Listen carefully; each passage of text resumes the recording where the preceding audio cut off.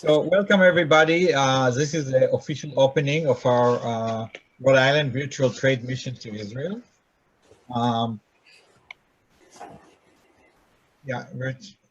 Okay. The mission is organized in partnership with the Chaffee Center International Business at Bryan University, Commerce RIIC is the U.S. Department of Commerce, and the Rhode Island Israel Collaborative. I want to thank to all the people that helping to support that mission. It's a very different mission. It's a smaller one. It's virtual, but hopefully one day we'll be able again to fly and bring people to Israel, and looking forward for that. For the mission, we created a web page that people can see and follow up, and we have a program for the week. So on Wednesday, we're at 9 a.m. We'll have Lieutenant Colonel retired Avi Hadida. He'll speak about Israel in general, about the people, geography.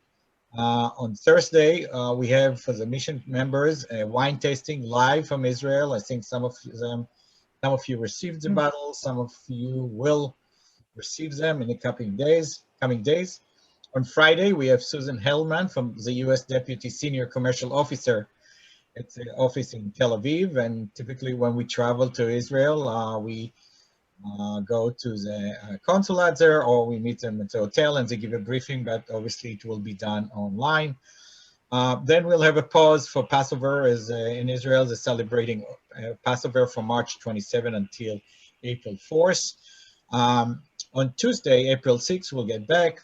We'll have a review of the election. As a matter of fact, tomorrow there is election in Israel, and the governor here, who used to be the Consul General of Israel in New England, and political advisor to President Peres, will give us their overview, and Ronen Simantov from Alpha Zone Israel, which is a CTO resident at the RI Hub, will give us an update about latest innovation in Israel.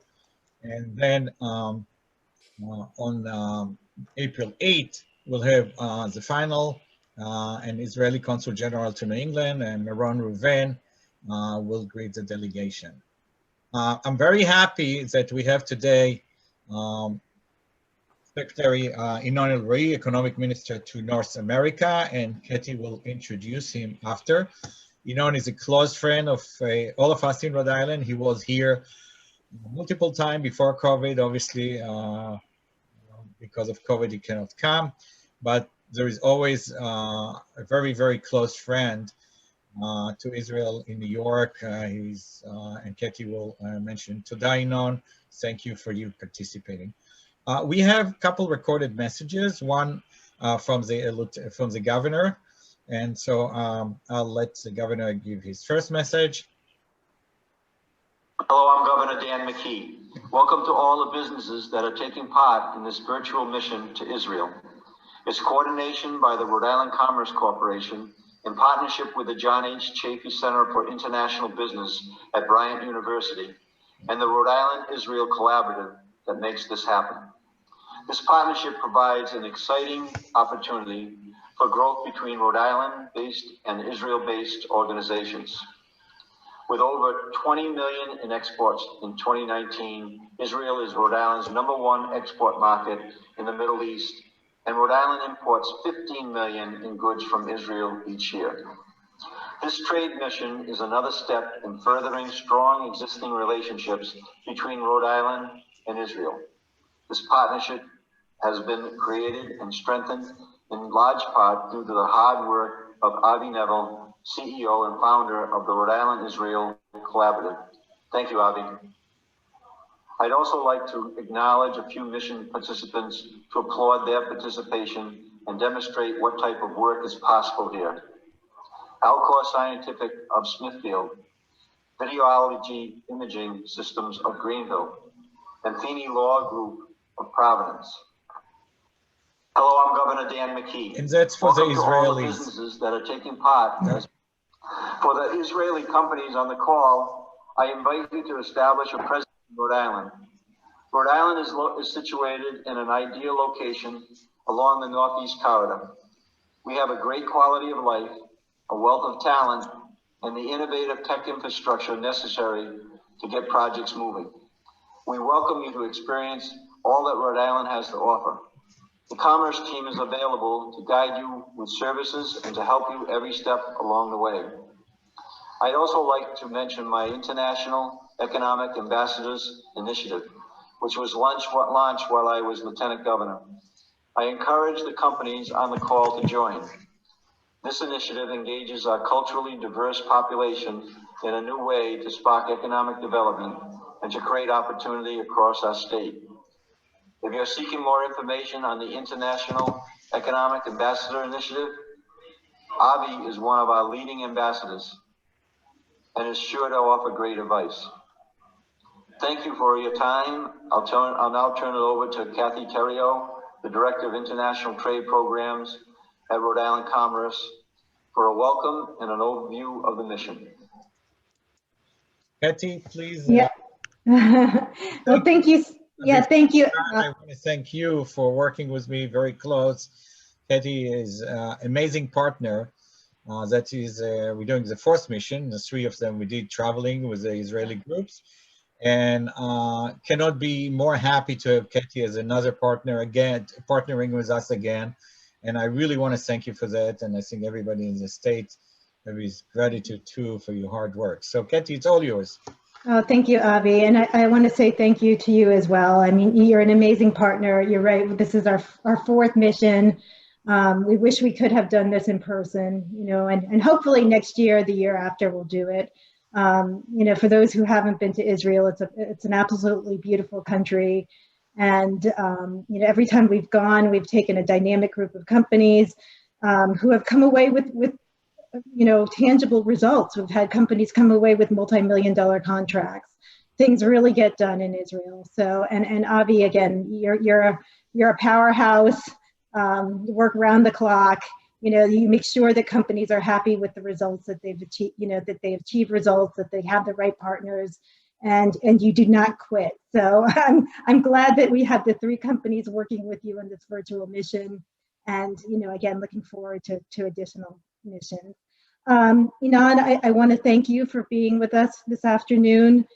You've been a longtime friend of Rhode Island as well, and you've coordinated with us in previous missions as well. So I'm just going to introduce you. You were appointed to Economic Minister of North America in 2016. You have over 20 years of experience with the Ministry of Economy and Industry in a variety of executive roles, both in Israel and abroad. From 2012 to 2016, you served as Vice Director of the Ministry and were tasked with overseeing industrial policy, trade regulations, regional economic planning. You've also supervised the ministry's digital strategy and initiated policies to foster innovative synergies between the private and public sector. You served as an economic and commercial counselor in France and Germany. I believe you were about 2 or 3 years in each of those countries. You served as an advisor to several ministers of economy and trade.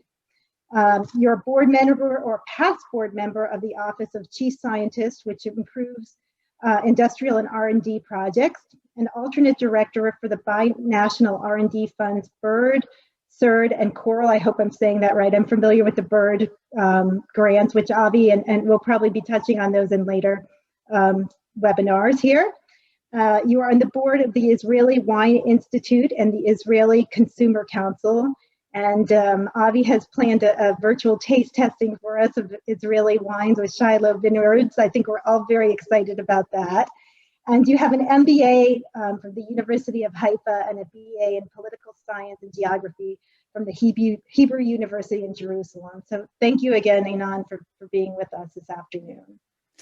Thank you so much, Cathie, and thank you, Avi. I'm always happy to be involved with anything which get to do to Rhode Island, and I'm even much prefer to come and visit your beautiful state.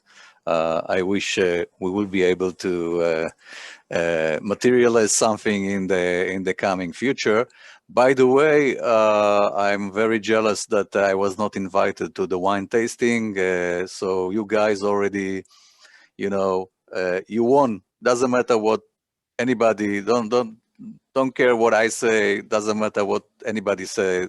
The wine is the right way to get an amazing familiarity with what happens in Israel, because it's quite amazing what had been achieved in this industry only in the last, I don't know, 25 years in Israel, from I don't know, maybe 10 to 15 vineyards.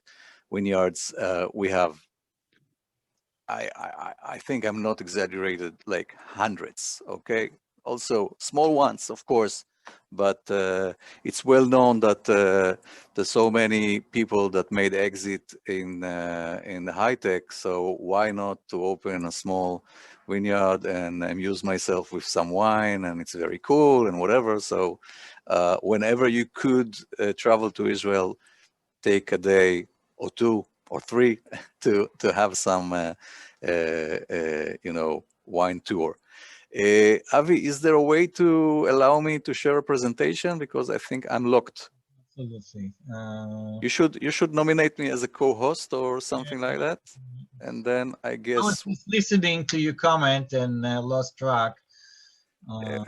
So I maybe, wine is always a challenge, you yeah, know. so I got the hint, and we'll have a special one in my house when you come to visit us in Rhode Island. We'll invite few people. Okay. So I already gained my pay for this meeting if I had to. And I Not see that I need. allowed you to share your screen. Yeah, thanks so much. Okay, so I'm really happy and thank you so much for. Can you see one screen or two? I just need to know. We see one, and then it says next slide next to it. Okay. Oh, but is it a full one or? Mhm. Okay. I hope it will be good. But it's Anyway. so it's okay. Okay, so I hope that the next speakers would not be mad at me, because I'm not going to speak only about economy and other things. I wanted to give you a little bit of a taste of Israel. So, Israel has the lowest place in the world. It's the Dead Sea. We also seems to be quite happy people. I think only the people from Finland are more happier than the Israelis. We have more trees than we had 50 years ago, and this is not very common in the world. And there's some other things you can expect if you will travel. We spoke with Cathie at the beginning about El Al flight. So if you fly to Israel and the plane landed, if you will hear some claps that people are so happy, that's welcome to Israel. And and some other things like museum and others. So this is one of the parameters. So sorry for speaking about a different state in the US. It's only to give you some reference. So Israel is about the same of New Jersey, about the same size of New Jersey. We're talking about the Hebrew is the official one. The currency US shekel is now about 1 US to 3.3 Israeli shekels, and don't be shocked if it will be lower. Jerusalem is the capital, and we know we are located somewhere in the Middle East, and creates quite a lot of noise, so you can't avoid us most of the time.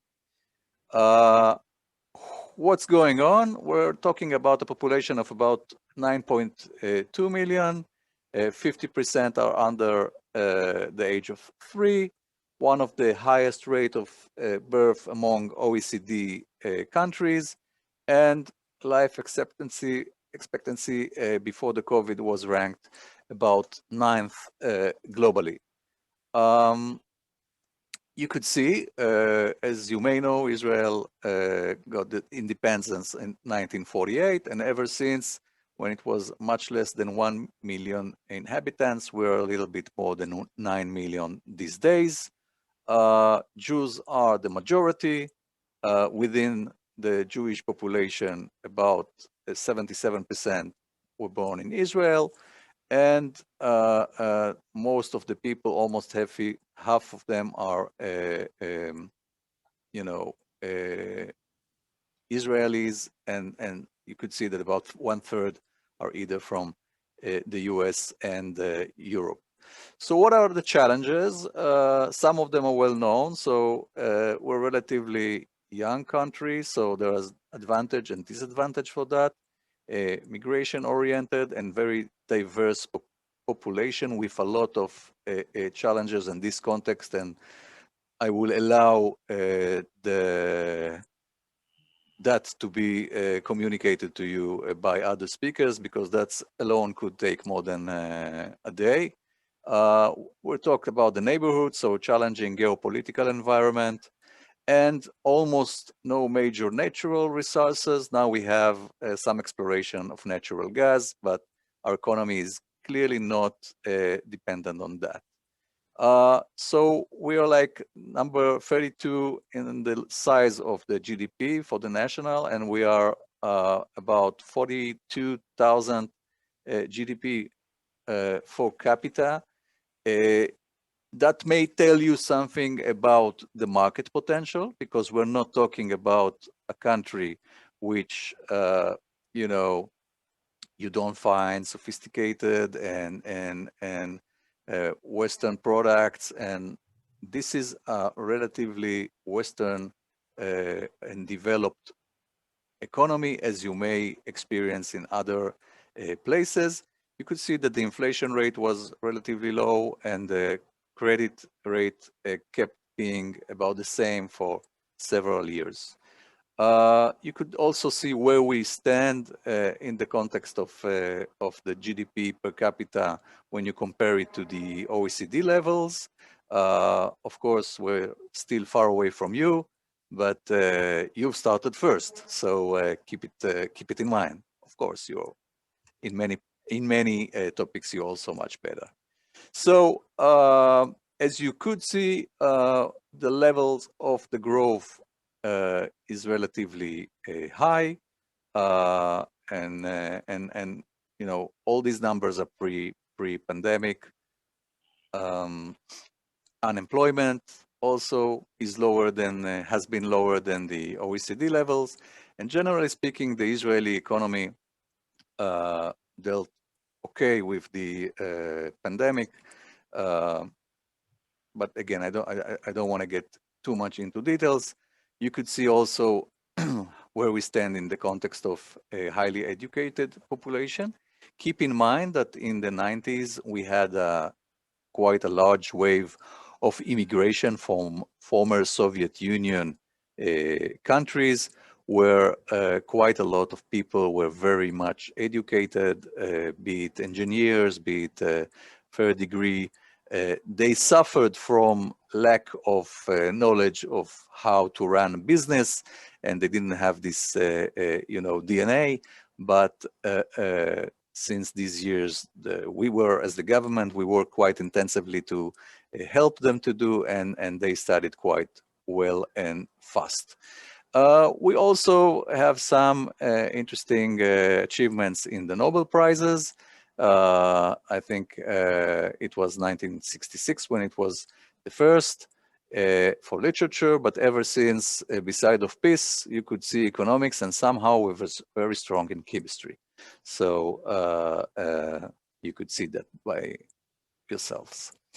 So Israel today is one of the global innovation hubs. I don't want to give marks. I don't want to tell you if we are between the 10th most intensive ones or the 5 most ones, but you could see that there are more than 300 multinationals, corporations that have at least an R&D center.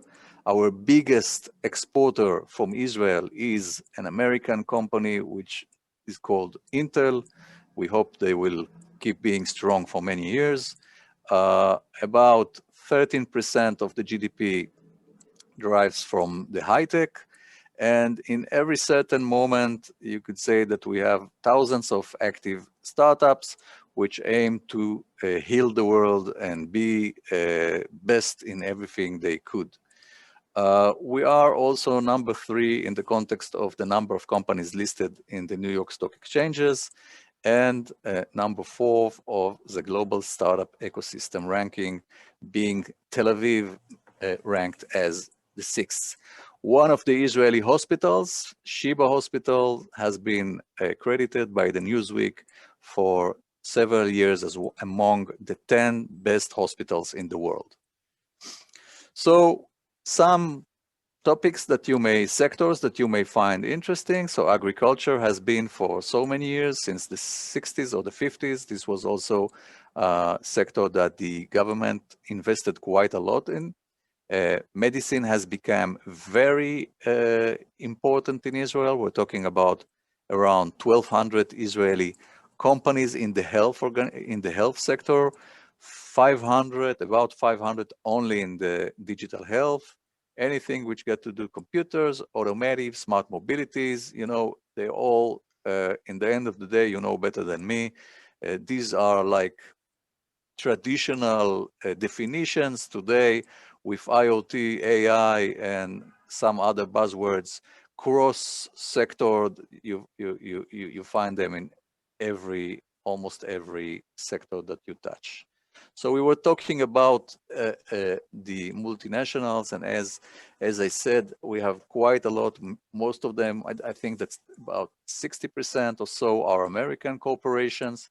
And when I started my career, it was my boss at the stationary equipment store that told me, you always think that you know the best, but the only one who know the best is the customer. And for us as a country, these are the customers, the 300 and more. I think today we have 350 multinationals. They can be there and they can leave any moment because we have a global competition. And if they decided to be there, they probably know why. I don't want to get into details. I will have several slides that I just show you for a second, that you could see numbers of companies, the trend and the magnitude of global investments. About 60 to 70% of anything, or here you could see 70% of anything which is has been pumped to Israeli technology companies come from abroad, and most of it come from the US. M&A also evolving.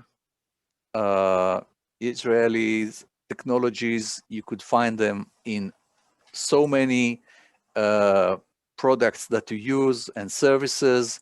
Most of them, or so many, are B2B, so you don't really know that if you have an Intel chip, probably it was at least designed in Israel, but not necessarily. And there are so many other things. So again, just to give you the taste, so you could see number of companies, the number of deals, and you could see how this economy and ecosystem is dynamic. Israel is clearly the world champion to the levels of VC per capita. Of course, we cannot compete with you. It's not the same size, but if you compare it into parameters as GDP per capita, you could see Israel is the leader. We're also quite developed and progress in everything which got to do to investment in R&D. We'll speak about that in a second. Again, just to give you, although this may be a little bit more focused on export, but you could get some idea of how this economy changed from agriculture and, stones, diamonds. So like almost 90% or 87% of the export in 1949 was either agriculture and diamonds, to today, where you could see how diverse is our export. You could also see how actually the progress was. It's very interesting to see how the export of services has become much more important, is in growing. And actually, we used to have a trade deficit for many years, but ever since the export of services increased, we're now in a surplus. So again, just to give you the context, so you see how the size of the diamonds is getting smaller and smaller, and how software and R&D and others are getting much more importance.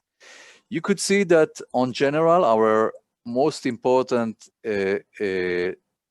trade partner, if you consider it by geography, it's the European Union, but it's not when it comes to states. You will see that in a moment. So the US is actually the most important market for the Israeli foreign trade, both especially when you combine the export and import. I think that that's the one. For example, you could see the development of the business services, how it increased, and it has been increased, and especially with the US, it's almost 14% growth between 2018 and 19. Now I want to speak a little bit about what's going on between our states. So I think that Israel and the US, it's not that I think, Israel and the US actually signed on a free trade agreement in 1985. If I'm not mistaken, this was the first free trade agreement that the US signed with foreign countries. So we're very flattered by that. And it is actually works for both ways. You could see that, we reached in 2019, according to the State Department details, we reached about 47 billion in trade. Israel is the 24th largest export market for you, and we are the third largest export market for the Americans in the Middle East after the UAE and Saudi Arabia. And if I'm not mistaken, don't take me to the court, but if I'm not mistaken, it is mostly because the others mostly export like energy products, but correct. I mean, I might be wrong. And you could see that what are the 10 main export sectors for the American in Israel. I can share with you, Avi, I will send you later. We have a very nice brochure about the free trade agreement with many more details. I actually adapted from there, and I'm sure you may be interested to see that. Now, this is something interesting, but I think that the next slide is even more interesting. And I was relatively surprised when I figured it out. So you may think that big America and small Israel would serve as David and Goliath when it comes to FDI, which means how much money do Americans invest in Israel and how much money do Israelis invest in the US. And then you see that, and that's quite surprising, because what you could see here is that the FDA that comes from the US to Israel is much lower than the FDI that comes from Israel to the US. And that's surprising, but I guess that also relates to the fact that Israelis are very much they're very dominant in the US in real estate. So I assume this is part of that, but not only. You should know that we have around 1,200 Israeli startups in the US, about, I don't know, about half in the East Coast, half on the West Coast. And that may give some hints about that. I wanted to share with you, and this is also something I can share with Avi, and he can share with you later. The government of Israel announced an infrastructure for growth program last year. There's quite a lot of tenders in different segments, be it energy, transportation, infrastructures, and other. You could see this brochure. It's not easy, like it's not easy to work in the US if you're not American, and even if you're American, it's not easy to gain public tenders. I guess you know better than me. And in Israel, it would be even harder. I assume that some, if not all, of these tenders are in Hebrew. Today, for example, if I'm not mistaken, it's the due day of a tender of Mekorot, which is our water utility, which asks for solar panel for water reservoirs. They want to take advantage of water reservoirs in order not to use soil, you know, as this is a small country, and to take advantage of that. So this is also something we can share with you, and maybe it could be interesting to any one of you. Last but not least, if I'm not mistaken, we want to say one word about a platform that the US and Israel created to help you guys to work with your potential partners in Israel. If you find an Israeli company that could help you to create a new product, which means both of the sides are working on a joint IP, this fund, the Bird Foundation, would consider to make your life easier and to support you up to $1 million for a project as long as you match it. This is a conditional loan. If unfortunately you are successful, just remember what I say, if you are successful and that's a profitable product, you will have to pay the loan. And if, you know, regretfully, this would not be a product, then this became a grant. So ever since this fund has launched in 1977, if I'm not mistaken, they already granted about $450 million for almost 1,000 projects. They got about 1/3 back as royalties, and they claimed that between 8 to 10 billion sales were actually made thanks to these projects, both directly and indirectly. You could see also the pie on which sectors were the most successful in getting these funds. And as Cathie was so kind to mention, I had the pleasure to be an alternate director, board director with this fund for a couple of years. And I saw an amazing projects between the US and Israel. And actually, you know, if you look on the ROI, if as taxpayers, and unfortunately we cannot invest in that by ourselves, but it seems like a great ROI for us as taxpayers, both in the US and Israel. So I think that's most of what I could share with you at the moment. If there's any questions, feel free to ask.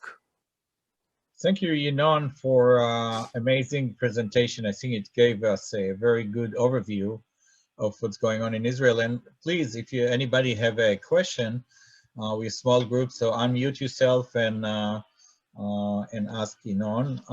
During the week, we'll have some more information and just through our presentation. So if you have any question, please go ahead.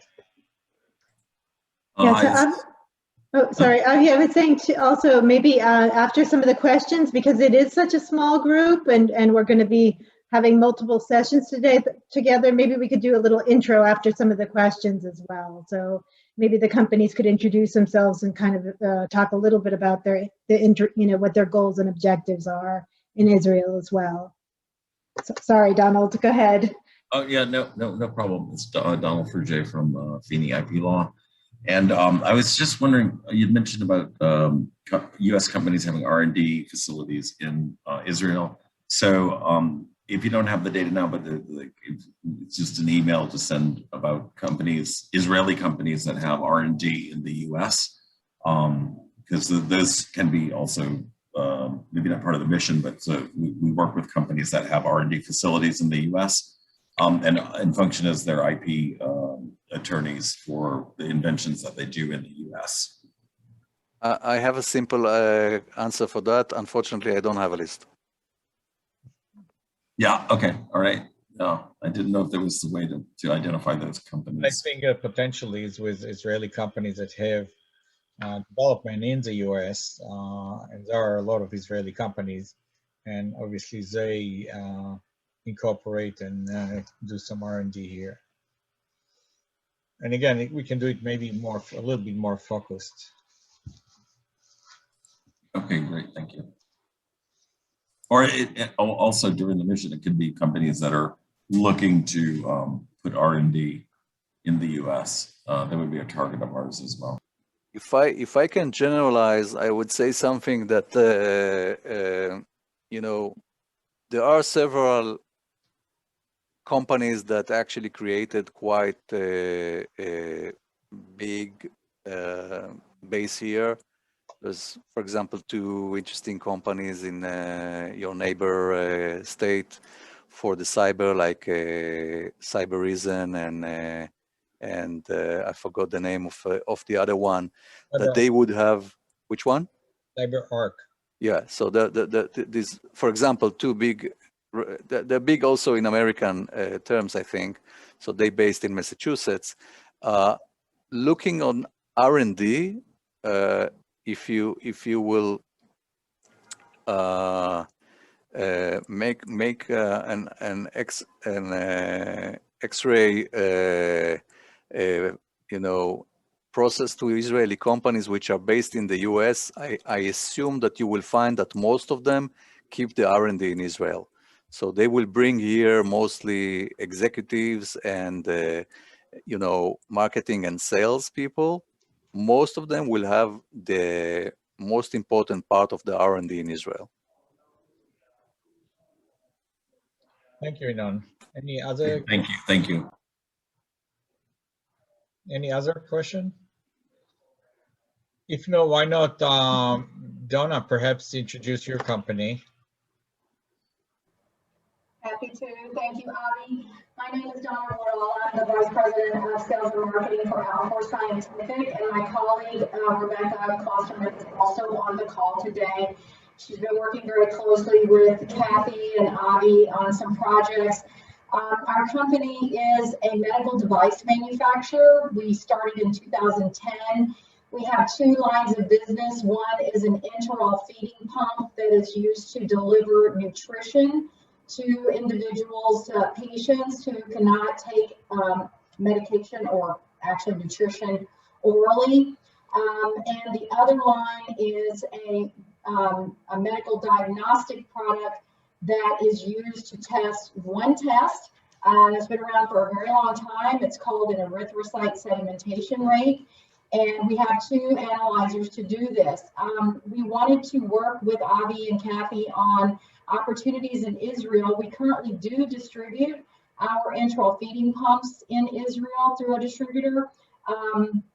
But we were looking for a partner for our current diagnostic line, as well as we have a new product that we're bringing to market in the next few months that is going to be for research use only. And we were looking for not only distributor relationship in Israel, but also potentially some investigators that could become key opinion leaders in Israel to promote our product and also to use the research use only product. So we saw this as a great opportunity to connect and look for these possible alliances with these various companies. Thank you, Donna. I also forwarded to Ministerial RIIC the list, and as I say, as a mission progress, I'll continue to work with you and Rebecca and identify potential contributors or joint researchers. And it's a different kind of mission. It's virtual. It's taking a little bit longer. It's more in distance, but will continue to work, and that's true to all the companies. Michael, which is on the call, was in our 216 mission. He knows when we go for 1 week and we have 3 days, very intensive meeting day after day after day, because you're there. When it's a virtual mission, it's more kind of stretched, but in the end, we'll get the result as well. Is there anybody from videology there? Yeah, I don't see them. I don't see them on the call, Avi. Don, perhaps, Donald, please introduce yourself, and then we'll have more questions, and then we'll end the mission. But you always, if you have any other questions later, I see it as a beginning rather than an end. So you can always shoot an email, and we'll forward it to the right people. Go ahead. Hi, again, I'm Donald Frugier with Feeney IP Law. I'm an entrepreneur. I'm not an attorney myself. I run the law firm and I do international business development. I've done a few healthcare companies, founded a law firm. I have a not-for-profit launching a trademark platform. And I have an alcoholic beverage company that I'm going to be launching in the summer.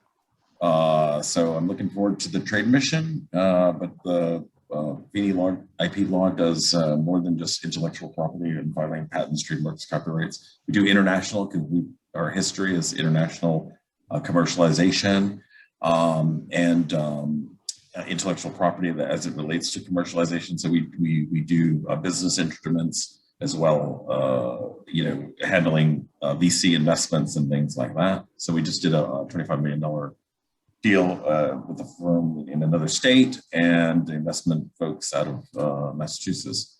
And so we work, we're licensed in Massachusetts, Rhode Island, Washington, DC, and Florida in terms of the contracts. So we can handle those type of activities as well. Okay. Thank you. Basically, I think that's kind of ends this initial session. As I mentioned, it's recorded, we'll edit it, and we'll send it to the participant. Again, I want to thank Cathie for her partnership here, the Bryant Chaffee Center at Bryant University, Commerce RI, and special thanks to our keynote speaker, Minister Nevel, who I think gave us a fantastic overview of the economy. And again, if you have any questions for the speaker or others, we obviously are happy to accommodate it. And again, we'll meet you again on Wednesday, March 24 at 9 a.m. And we have what we call Israel in 15 minutes. It'll be more than 15 minutes, but it's just a catchy title. And Lieutenant Colonel retired Avi Hadida will speak about Israel in general, some culture, some other things, history, because as I said, we're trying to give you an overview. And truth of the matter, when we did a mission, regular missions, we used to take the mission to a specific location, gives them a feeling about Israel, but obviously with the situation now, it's a bit more difficult. That will be done. So our next session will be Wednesday, March 24. And again, thank you, everybody. And until next time, Laila Tov to those in Israel, and thank you to everybody. Thank you. Bye-bye. Thank you, Inan, for being a wonderful guest speaker. Thank you, Avi. Thank you all. I'll see you all on Wednesday. Thank you. Bye-bye. Bye.